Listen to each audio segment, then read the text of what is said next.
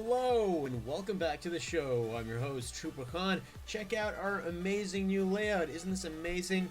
I did some research about the best YouTube layouts and inspired myself a little bit about what Twitch streamers are doing. And yeah, it actually looks really crisp and clean, and I'm happy with it.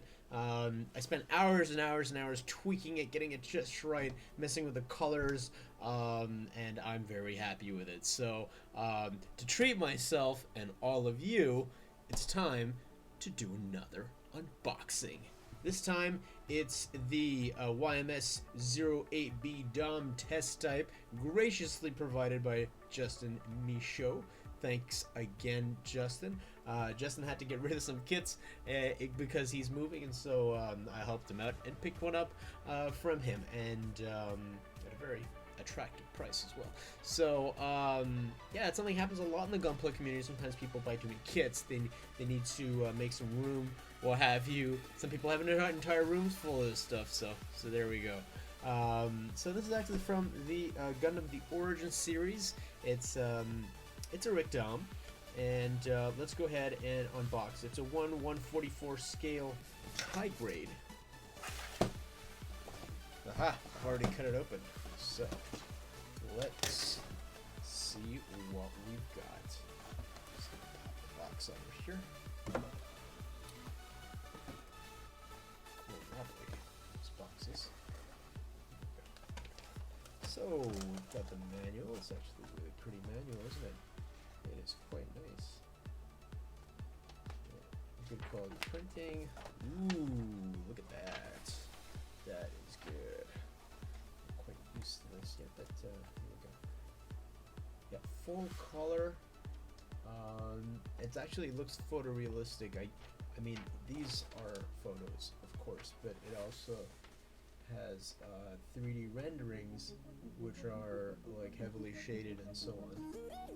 Rick Doms are cool. They have relatively fewer parts than some other kits. And then of course we got, oh wow, to show you how many decals go on it, there are quite a lot, especially considering it has this white stripes all around it. So nice. We got our paint guide right over here, which is pretty awesome. And then of course the entire manual is here, and it's just 3 pages really. Yeah, just 3 pages. What's this then? It's just a general assembly. Okay, wait, this was for the weapons and the final assembly. Cool. This is actually a really good manual. Usually Bandai's manuals aren't quite this detailed. The only thing is, it's only in Japanese. But that makes sense. I mean, well, actually, I'm not too sure. It was released in 2016. It's odd. They're doing the IBO series in English and in Japanese, but they're doing this in Japanese only. I'm not too sure what that's all about, but whatever. So we've got some stickers here. That's a little bit of a downside in my opinion. I would obviously prefer water slides because they're much thinner and they practically go on completely clear. So in this plastic we have our D2 runner. Ooh. Nice and slightly lustrous, as you can see on the camera. And E2 also, which is like this nice off-white. It's actually a lustrous finish, but it's not that satiny finish, which is good. Thank goodness. I cannot stand that satiny finish, to be very honest with you. Not my jam, people. Not my jam. I want to build this thing right now. I love Rick Doms. I so love Rick Doms. Have I told you how much I love Rick Doms? Rick Doms are so cool. They're like mega Zakus. We've got the G Runner. Ooh, I actually really like the color. It's not like pure red. It's like a cardinal. So that is quite cool. G for Gundam. G for Gunpla. Okay, so this is gray. It's got the upper part of the feet. I think the casting is quite good. Ooh, and they're, yeah, typically like a high grade. The gating, as you can see, is It's not undergated, but it's gated just to the base of each part. There we go. This is about the distance this camera likes to do it. Have you guys noticed that Kinoni has not crashed yet? I'm using the same camera as I did in the last few unboxings, my iPhone 5S, and it's just that they've improved the software. OBS has also gotten some updates, Windows 10 has gotten some updates, and then of course so has the Open Broadcaster desktop software, so everything seems to be meshing now, which is really, really cool. I'm happy about that. Basically, I haven't had to buy an HD webcam. And in fact, I'm so happy with Kinoni, I may just go for the Pro version. So yeah, pretty cool.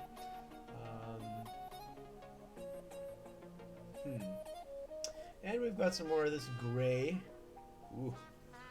We've got a lot of this weird artifacting on the, you see the swirling?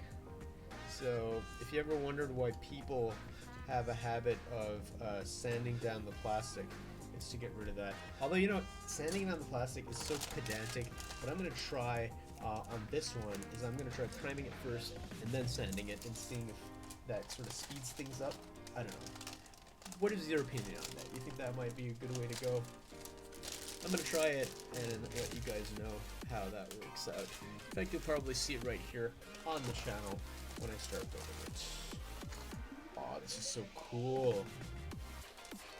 I think this is the mono eye. It's a clear piece, meaning that maybe it might be possible to light up the mono eye. I hope so, because I love my LEDs, that's for darn sure. So this is C2. Yeah, it is actually. It's the mono eye and it's the window, because the Ripdom has a window. This is the it's basically a lens, I think, for one of the bad Zukas. Then we've got B2 here. There's a good amount of detail, but there's not like an excessive amount of panel lining. I mean, it's not a real grade, it's a high grade. Yeah, it's quite good though. The panel lines that are there are kind of quite nice and crisp. It might be difficult to make out on the camera, but yeah, this is A2. Honestly, Thunderbolt spoils you in the gunpowder world. It really spoils you guys. Like, frankly, the amount of detail on the Thunderbolt kits, it's insane level of detail. More so than Origin, actually. They're also not exactly the same price either, so there's that. Oh, look at the size of the bazooka. It's like a master grade size bazooka. It's ridiculous. I'm not even sure this is a bazooka. It's some kind of like a pulse cannon of some kind. A very swirly pulse cannon, but that's just sort of a fact of Bandai's plastic. One thing I did try is that I tried applying a satin clear coat to this plastic, and it you don't actually see the swirls anymore. So I guess if you clear coat, it's not such a big issue. This is SB18. I believe this is the Saber, but I'm a little surprised that it's not an effect part. That's odd. Oh yeah, not an effect part. A little bit of a strange choice. Actually, you know what? I shouldn't be complaining. Apparently I hate effect parts. Yeah, that's a peculiarity about myself. I'm not so crazy about effect parts. I don't know why. It just... I didn't... It just looks a little cheesy, a little unrealistic, you know. When they're done well, they can be quite impressive. It's just that I wouldn't want them on my models. Maybe time will tell. Time will change. Ooh, this is cool. The piping is nice and flexible, as you can see here. Very, very flexible piping. Ooh, very breakable piping too. You have to be careful with this stuff. C1. Got a nice black here. That's E1 for the sort of edges of the feet, as well as the cockpit area.